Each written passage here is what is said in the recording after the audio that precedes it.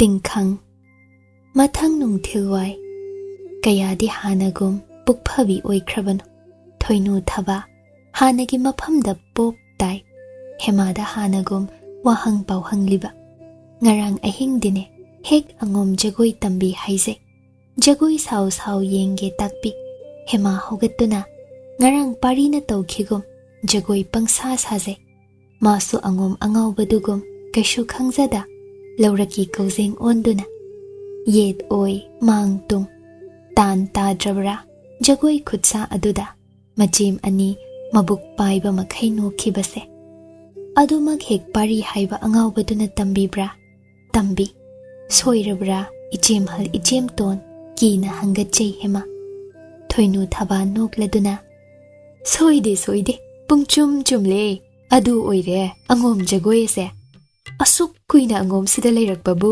ꯑꯃꯨꯛꯇ ꯎꯖꯗꯦꯅꯦ ꯑꯩꯈꯣꯏ ꯑꯅꯤ ꯍꯦꯃꯥ ꯉꯛꯄꯅ ꯍꯧꯖꯤꯛꯇꯗ ꯃꯆꯦꯝ ꯑꯅꯤꯅ ꯃꯥꯕꯨ ꯂꯛꯅꯕꯤꯔꯦ ꯈꯪꯂꯛꯏ ꯄꯥꯔꯤ ꯍꯥꯏꯁꯤꯁꯨꯅꯤ ꯈꯪꯒꯅꯤ ꯅꯪ ꯍꯣꯔꯦꯟ ꯁꯪꯒꯥꯏꯗ ꯀꯩꯗꯧꯔꯤꯕ ꯃꯥꯅ ꯃꯇꯣꯝꯇ ꯅꯣꯛꯅꯤꯡꯉꯤ ꯖꯒꯣꯏ ꯇꯝꯂꯁꯤ ꯑꯣꯖꯥ ꯇꯣꯃꯥꯜ ꯌꯧꯔꯛꯂꯦ ꯃꯌꯥꯝ ꯍꯧꯒꯠꯇꯨꯅ ꯑꯣꯖꯥꯁꯤꯡ ꯈꯣꯡ ꯁꯣꯛꯅ ꯈꯨꯔꯨꯝꯅꯖꯩ ꯍꯥꯏ ꯀꯩꯅꯣ ꯊꯣꯏꯅꯨꯅ ꯊꯕꯥꯗ ꯃꯤꯠꯆꯤ ꯈꯠꯆꯤꯜꯂꯤ ꯊꯕꯥ ꯒ꯭ꯌꯥꯟ ꯇꯥꯅ ꯃꯇꯨꯡꯔꯣꯝꯗ ꯍꯥꯏꯔꯞ ꯌꯦꯡꯂꯨꯕ ꯃꯅꯥꯎ ꯄꯥꯔꯤ ꯄꯤꯁꯛꯅꯤ ꯈꯨꯃꯟ ꯊꯦꯝꯕꯒ ꯄꯨꯟꯅ ꯍꯦꯛ ꯖꯒꯣꯏ ꯁꯪꯂꯦꯟ ꯑꯆꯧꯕꯔꯣꯝꯗ ꯂꯥꯛꯆꯕꯁꯨ ꯁꯥꯏ ꯁꯤꯒꯤꯅꯤꯗꯅ ꯍꯦꯃꯥꯕꯨ ꯉꯔꯥꯡ ꯇꯧꯔꯒꯦ ꯃꯇꯥꯒꯨꯝ ꯄꯥꯔꯤꯒꯤ ꯃꯥꯡꯗ ꯇꯊꯤ ꯇꯊꯤ ꯆꯩꯕꯤꯈꯤꯕ ꯑꯗꯣ ꯃꯍꯩ ꯌꯥꯜꯂꯤ ꯑꯍꯤꯡꯗꯅ ꯖꯒꯣꯏ ꯇꯝꯕꯤꯍꯟꯕ ꯍꯧꯖꯤꯛꯅ ꯃꯈꯣꯡꯅ ꯊꯣꯡꯅ ꯁꯤ ꯌꯧꯁꯤꯜꯍꯜꯂꯛꯄ ꯊꯣꯏꯅꯨ ꯑꯣꯖꯥꯗ ꯅꯣꯂꯨꯛꯅ ꯑꯣꯖꯥ ꯉꯁꯤꯗꯤ ꯅꯁꯨ ꯈꯣꯏ ꯃꯌꯥꯝ ꯃꯥꯏ ꯈꯨꯝꯂꯒ ꯖꯒꯣꯏ ꯁꯥꯖꯒꯦꯗꯣ ꯑꯦ ꯀꯔꯤꯅꯣ ꯂꯪꯃꯥꯏ ꯂꯪꯂꯨ ꯑꯍꯟꯕꯤ ꯅꯅꯥꯎ ꯑꯇꯣꯝꯕꯤꯒꯨꯝꯅ ꯍꯣꯏꯁꯨ ꯉꯁꯤꯗꯅꯦ ꯃꯥꯏ ꯈꯨꯝꯂꯒ ꯖꯒꯣꯏ ꯇꯥꯟ ꯆꯥꯕ꯭ꯔꯥ ꯌꯦꯡꯖꯒꯦ ꯅꯁꯨ ꯈꯣꯏ ꯉꯁꯤꯗꯤ ꯍꯣꯏ ꯍꯣꯏ ꯁꯣꯏꯗ ꯁꯣꯏꯍꯟꯅꯨꯁꯤꯀꯣ ꯐꯒꯅꯤ ꯑꯣꯖꯥ ꯑꯗꯨꯝ ꯊꯣꯏꯅꯨ ꯊꯕꯥꯅ ꯂꯨꯆꯤꯡꯕꯤ ꯑꯣꯏ ꯂꯩꯔꯤꯕ ꯑꯉꯣꯝ ꯁꯤꯖ ꯃꯧ ꯄꯨꯝꯕ ꯃꯥꯏꯈꯨꯝ ꯍꯩꯊꯅꯩ ꯈꯗꯥꯡ ꯇꯥꯕꯗꯨ ꯐꯥꯎꯅꯤ ꯐꯤꯖꯤꯜ ꯆꯤꯡꯊꯔꯤꯕ ꯈꯔꯅ ꯐꯅꯦꯛ ꯐꯤꯔꯣꯟ ꯆꯤꯡꯈꯠꯅꯩ ꯈꯔꯅ ꯈꯣꯏꯈꯥꯗ ꯁꯦꯠꯂꯤ ꯊꯕꯥꯅ ꯅꯝꯗꯨꯅ ꯍꯦꯃꯥꯕꯨ ꯈꯣꯏꯈꯥꯗ ꯐꯅꯦꯛ ꯁꯦꯠꯍꯜꯂꯤ ꯂꯣꯏꯅꯃꯛ ꯁꯝꯂꯥꯡ ꯖꯨꯝ ꯖꯨꯝ ꯆꯞ ꯃꯥꯟꯅꯅ ꯇꯨꯡꯔꯣꯝꯗ ꯊꯥꯙꯅꯩ ꯏꯃꯥꯟ ꯃꯥꯟꯅꯩ ꯎꯔꯤꯕ ꯅꯨꯄꯤꯁꯤꯡ ꯑꯗꯨ ꯊꯣꯏꯅꯨ ꯃꯅꯥꯎ ꯊꯣꯏꯅꯥꯎꯁꯨ ꯌꯥꯎꯔꯤ ꯃꯥꯇꯅꯤ ꯃꯣꯏꯔꯥꯡꯊꯦꯝ ꯐꯧꯃꯥꯟ ꯌꯥꯜꯂꯤꯕ ꯊꯣꯏꯅꯨꯅ ꯂꯨꯆꯤꯡꯕꯤ ꯑꯣꯏꯕꯅꯤ ꯖꯒꯣꯏ ꯑꯁꯤ ꯑꯅꯤꯁꯨꯕꯗ ꯊꯕꯥ ꯍꯦꯃꯥꯅ ꯇꯨꯡꯂꯦꯞꯅꯩ ꯉꯁꯤꯗꯤ ꯑꯍꯥꯟ ꯑꯀꯣꯟꯗꯨꯁꯨ ꯏꯊꯨ ꯊꯨꯒꯥꯏꯈ꯭ꯔꯦ ꯃꯥꯅ ꯊꯣꯛꯄ ꯂꯦꯞꯅꯩ ꯍꯦꯃꯥꯁꯨ ꯃꯔꯛꯇ ꯌꯦꯞꯁꯤꯟꯈꯤ ꯄꯨꯡꯂꯣꯟ ꯍꯧꯈ꯭ꯔꯦ ꯕꯥꯁꯤꯒꯤ ꯁꯨꯔꯁꯨ ꯏꯁꯩ ꯁꯛꯄ ꯑꯣꯖꯥꯁꯨ ꯁꯛꯀꯠꯂꯛꯂꯤ ꯄꯥꯔꯤ ꯍꯣꯏꯅ ꯌꯧꯁꯤꯜꯂꯛꯄꯗ ꯊꯧꯒꯜ ꯖꯒꯣꯏ ꯍꯧꯖꯤꯟꯈ꯭ꯔꯦ ꯊꯦꯝꯕ ꯄꯥꯔꯤꯕꯨ ꯆꯪꯂꯛꯎ ꯍꯥꯏꯅ ꯑꯣꯖꯥꯁꯤꯡꯗꯨꯅ ꯀꯧꯁꯤꯟꯕꯤ ꯀꯧꯅꯥ ꯐꯛ ꯑꯃꯗ ꯑꯅꯤꯗꯨ ꯅꯥꯛ ꯌꯦꯠ ꯐꯝꯃꯤꯟꯅꯩ ꯑꯣꯖꯥ ꯕꯥꯁꯤ ꯈꯣꯡꯕꯅ ꯂꯦꯞꯇꯨꯅ ꯏꯕꯨꯡꯉꯣ ꯉꯝꯇꯣꯟ ꯖꯒꯣꯏ ꯅꯨꯃꯤꯠꯇ ꯖꯒꯣꯏ ꯉꯥꯛꯄꯁꯤ ꯅꯍꯥꯛꯅ ꯑꯣꯏꯗꯧꯕ꯭ꯔꯥ ꯅꯌꯥꯝꯕ ꯑꯉꯝꯍꯜꯅ ꯑꯣꯏꯗꯧꯕ꯭ꯔꯥ ꯅꯁꯨꯅ ꯑꯣꯏꯖꯧ ꯍꯥꯏꯅ ꯏꯌꯥꯝꯕ ꯑꯉꯝꯍꯜꯅ ꯇꯥꯛꯄꯤꯌꯣꯖꯥ ꯐꯔꯦꯗ ꯉꯁꯤꯗꯩ ꯖꯒꯣꯏ ꯁꯦꯟꯕ ꯍꯧꯖꯧꯗꯣ ꯐꯒꯅꯤ ꯑꯣꯖꯥꯕꯨ ꯄꯥꯔꯤ ꯃꯉꯛ ꯅꯣꯟꯅ ꯄꯨꯅꯦꯝꯖꯩ ꯅꯨꯄꯤꯁꯤꯡꯅ ꯖꯒꯣꯏ ꯁꯥꯕ ꯅꯨꯃꯤꯠꯇ ꯑꯉꯝ ꯑꯊꯧ ꯅꯨꯄꯥ ꯑꯃꯅ ꯖꯒꯣꯏ ꯍꯦꯛ ꯍꯦꯛ ꯉꯛꯅꯩ ꯍꯟꯗꯛ ꯂꯟꯆꯦꯟꯕꯅ ꯃꯅꯥꯎꯗ ꯖꯒꯣꯏ ꯉꯥꯛꯄ ꯑꯣꯏꯖꯧ ꯌꯥꯊꯪ ꯄꯤꯈ꯭ꯔꯕꯅꯤ ꯈꯨꯃꯟ ꯊꯦꯝꯕ ꯀꯔꯤ ꯅꯨꯡꯒꯤꯅꯣ ꯌꯧꯔꯦ ꯄꯥꯔꯤꯅ ꯅꯝꯐꯨꯗ ꯊꯦꯝꯕꯕꯨ ꯄꯨꯏ ꯑꯗꯨꯕꯨ ꯍꯦꯃꯥꯒꯤ ꯃꯁꯛ ꯎꯕ ꯐꯪꯒꯗ꯭ꯔꯥ ꯑꯁꯥꯗ ꯂꯥꯛꯂꯨꯕ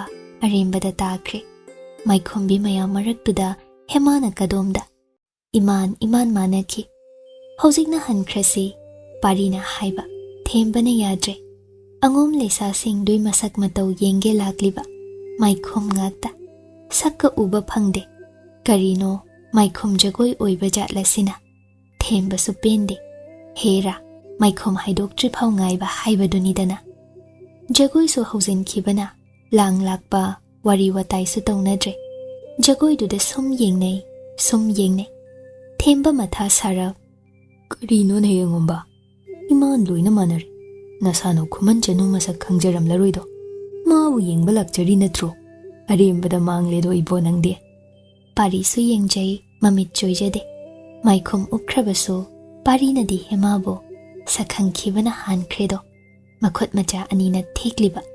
Asuk hairibase manabu ihen heli. Aduga matay ma anina haite chaybiba. Ngasidi chayhalloy haikiba wa ado ngaki haina nangbu senaba laklibani ay. Khongsa yengle tan git Yaikhom lakta hairap khadang taba ngaksam taba do lengli thaugal jagoi khuthek se. Chinbal ne isai du tabli sungang jariba. Jagoi da lupchekhiba pari lai udribara khuman chanu nupa phaba sumba haijadabi madi. Themba ngakladuna Kaino Pingang Yaikhom uppisida da nangna ngasai dai tana yenglibade. Hangomba Nachal nini asidi atay kana natte themba.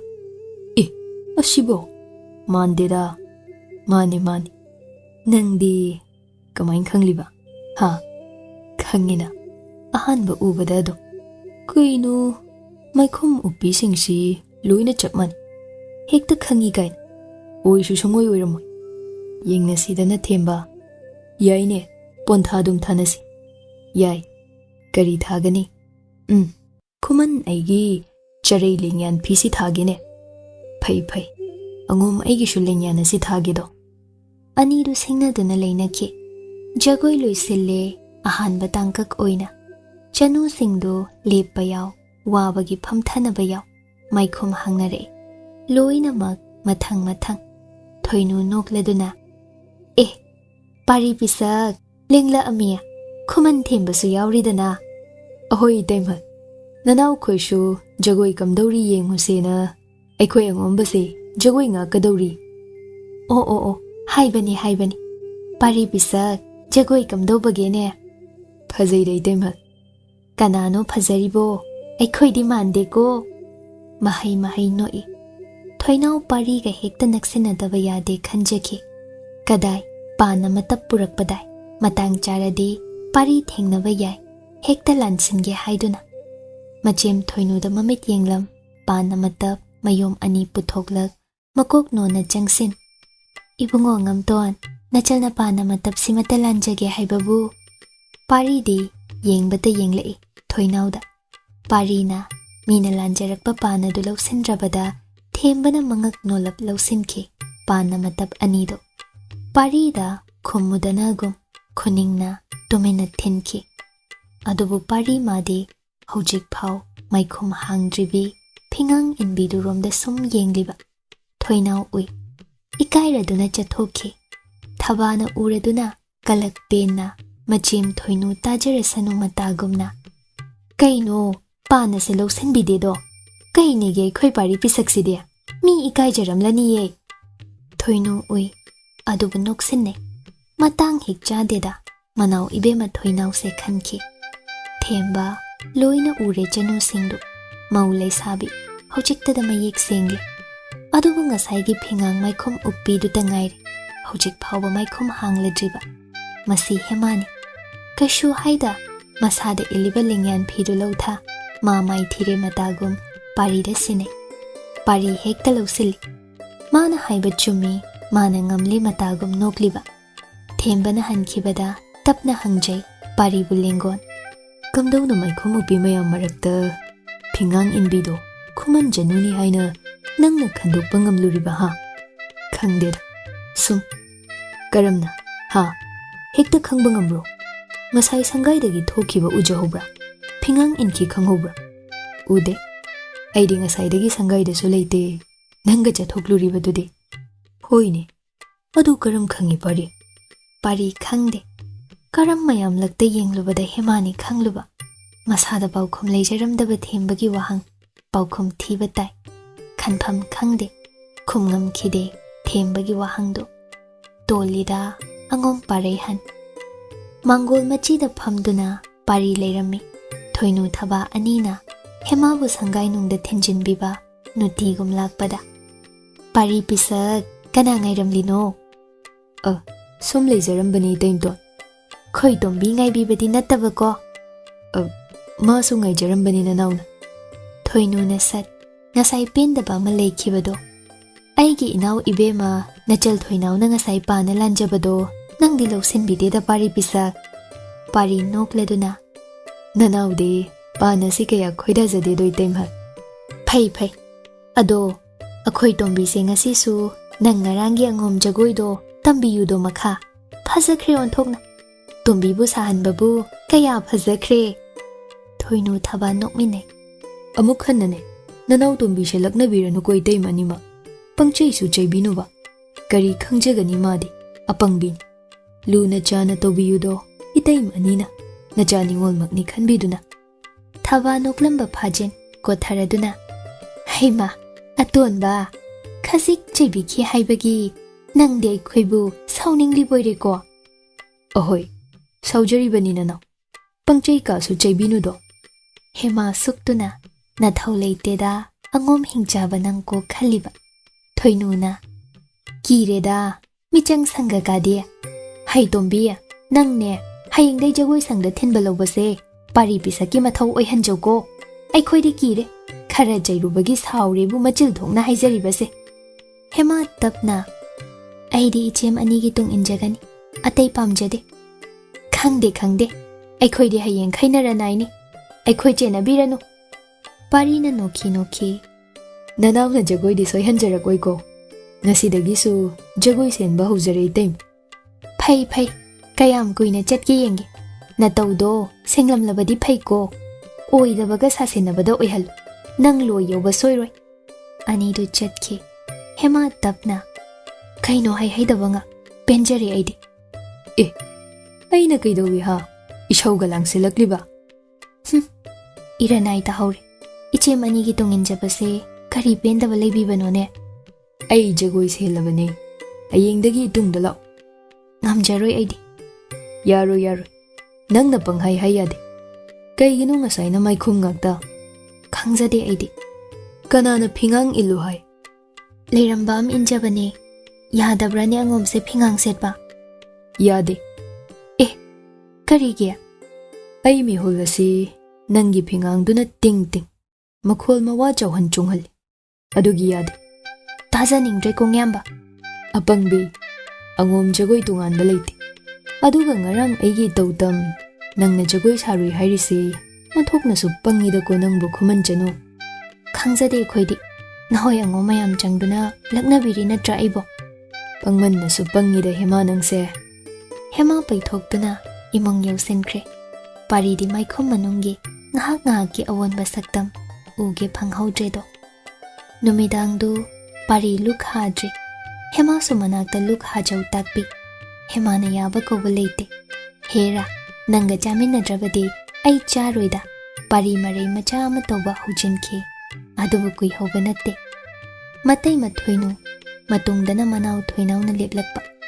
senga achauba amagi mathakta ensang mathel masing yamna theli matang chaba lauduna hema pari kamdau leminari sangai nungduna kamdawi thoinau bu yenghanbige uhanbige haina machemna puraklibani hema famlambadagi haugatjai ichem hal imalai mana ukhradi khangkhradi asum tawi haina ichem halbu ihak thakimi wa tagani do uhaude nahoi anita hauba chaba kuina phanglamlaroi do haiduna ne inaiga yauhanda kana khangba yade haiduna nataga lakminari basini tombi thoinau so hairai ita khoman chanu sibong da loshinbiu hababu yadawribra khangde ibungo ngamton onthokna yam khrema thel singse ita lingsin sido chakhum lomda purakliba singdu thaminai pari haugatlak Itaimhal imalai mana loi thabada Itaimhal su yaujani ko kida tawbinu sakta thi lakliba se kausinduna khudadi thadi aduga loigi wa hana haibako phamse Itaimhal ho aibu ta kausinbiba nachal thoinau su yaujari do nangna ngasai kwa lanjababu lausinbi khidabado ai soikre ichalbu lengsinse thoinu tanja lauduna manau thoinau bu su phamthali hemadi tuminta leijai pari gi chakluk semjari machu tai ensang mathel yamjadrasu manamna nungsiriba yum manung ado luna tanan taru asoiba thifam yaude phangde thoinau nokvet tauna ibungo ngamton sakol kangjai sanaba yaubiroidro hayengdi yaurugani jalbo Nachal aikoisu kangjai kumhai yengba lengjarake haibabu. Hayengdi sindambani. Kangjai numita oina lengbiraudo. Itai mohiga punna. O thoinau hema romda muk onsen. Ita khuman chanu lenglu se kangjai kumhai yengba se. Aidi sida sum leja hoge da ita. Thoinu na karino nasabi kangjai yengjaningdra tombiya. Ichemhal nanau chathok janingdeda. Thoinu hairage matagum. Achou balaibaki kumhai ni lakadoriba. Manganga angomga lambani. Ningthemsu magi lei masija pumbaga loinana kumhai miting taba lengthoklakani haina taido. Chumdrado pari pisak. Hema tumin leisai. Pari hema romda falap yenglak. Chaklam labro nangbo. Hema tapna. Lamzadri. Lam lani. Nakhong nai haibadai jagoi chombada. Higa yesi ko chaka toklaga. Thoinau machimda lo na yengjai. Pari na hema bulu na tauba manba wahai matau.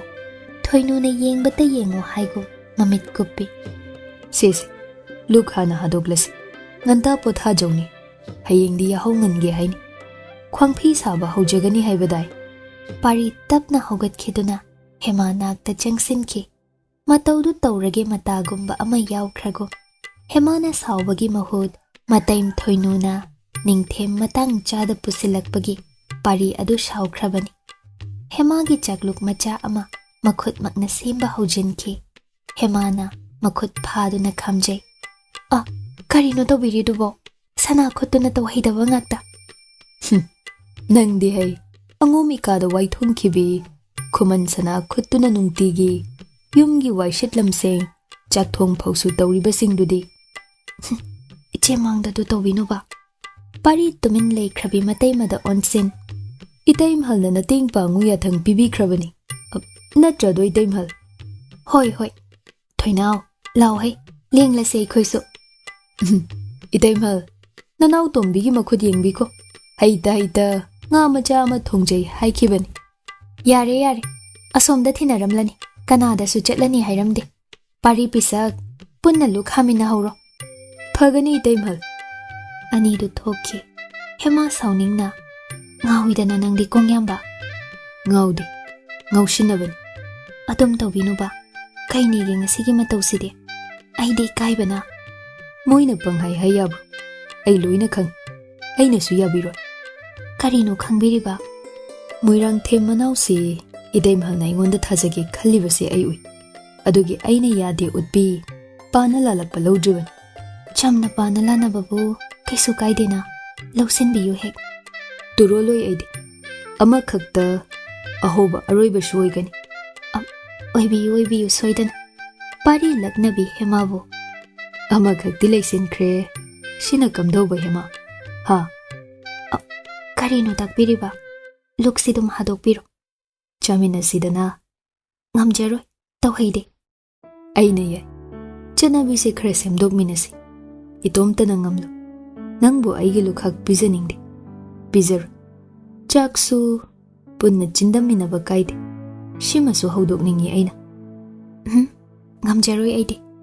Karigino hema. Ha. Maikhum siga namangda kamain chani aibo. Maikhum hek hangdodana. Ngamjaroi. Kariginina. Isak yengloi hainade takpiki. Waroribra dugiba hujik phao. Luktum hadokbiro se. Hema na ngamle. Pari luk hai. Magi lukhak bizade. Hema budi tongan bachak luk semjay. Nongan bada angum konung punglang langle. Chakcha matungi wani. Jagoi tamba chatsi haunarakpa. Pari nasu hema bu jagoi sangda thinbige loishilu haiba mata. Lanchenba konungdagi halae. Maithong kaya makalam liba. Matomta nate. Magi yet lomdana sana sagol thakta maidingu ningthem. Icham na lengle. Angum konung achawbada. Michambu saduna lagliba oibatay. Ningthem phizet selakte. Laptak na sagol lamni manay masel kharatana thogal tawrakliba.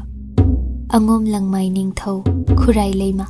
Manay masel pumba thoglak ningthembu taram okjay. Sangay achawbarom da lengsin ki mari.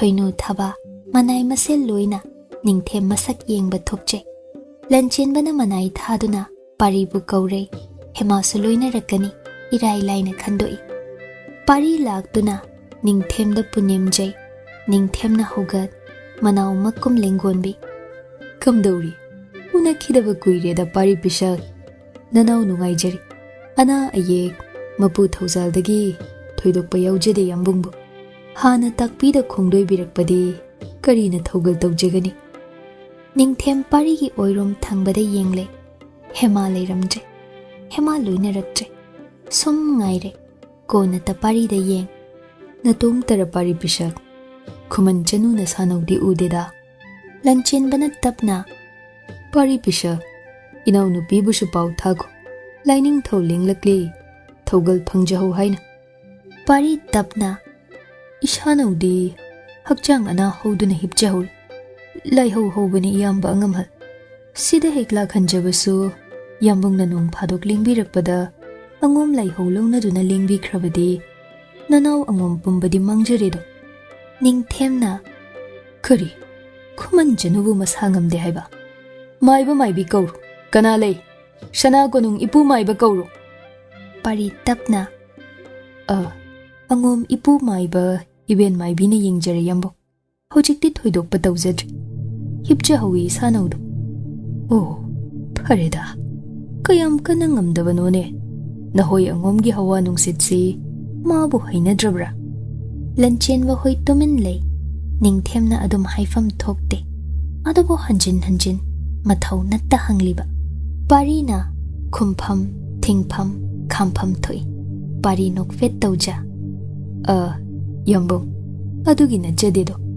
sum masa khre sonjabagini pharanida nanau na jeksin na senajari oh phaida amuktadi khuman janubu unaramgeni aibo Lanchenbana tapna phagani shrijut pari pisak kadai se ngamdrasune itau ningthemgi nakta amukta nangna shambiduna pubiro tumlam labasu khara hudokpiro inau ibe makhuman janudu pari thokhi hema magi ka machada leikre kauna ngangna basu khomu mayade ngasaina thoinu thaba atei manai singlak-tuna loisillo Ningthem okpalau haikhrabani ma tumin lotchakhrabani khudaktuda mikuptuda angom thadok-tuna cheninglabani yadabagi leibani karigi lagli nathau leite angom sida Ningthem nangi nathau natte pari ka machada tapna changlei hema pari bu munna yenglei maikhom adu haidoklage mayek sengna ai ngamloi haigani ma aduna pari na Ningthemna nangbu puro haira ine ai ngamjaroi aina nangbu yadrabasu namduna phaduna puro yathang pibirei yamba angamhan ipa ningthau ima leima Ningthem majilmakna kamdauba hema ai ngamjaroi aina yade hairabadi hema makhol ni ai ngamjaroi Ningthemdi nangbu ngai hori hema fuk haugatki ai khudaksida nahoyangom se thadok jagani aina yaroi hairabadi ai ngamloi karigi mathau tamana lagli ai bo hangli sungam ngamlaroidra ha ngamjararoi aidi adutadi tawbinuba hema thokhige tawi parina khudang tap pha laushi itungil hema ngamloigom parige khuttu yanjai adubu parina ngamduna chingduna pubire